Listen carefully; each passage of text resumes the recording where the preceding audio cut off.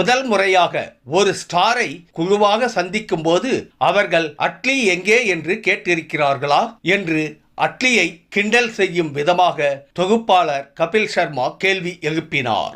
இது உடனடியாக அட்லிக்கு சங்கடத்தை ஏற்படுத்தியது. இருப்பினும் அவர் அசத்தலான பதில் கொடுத்து தொகுப்பாளருக்கு அதிர்ச்சியை அளித்தார். தொகுப்பாளரின் கேள்விக்கு பதில் அளித்த அட்லி, இந்த நேரத்தில் ஏஆர் முருகதாஸ் அவர்களுக்கு நன்றி கடன் பட்டுள்ளேன். அவர்தான் எனது முதல் படத்தை தயாரித்தார். அவர் என்னால் செய்ய முடியுமா முடியாதா என்பதை பார்க்கவில்லை.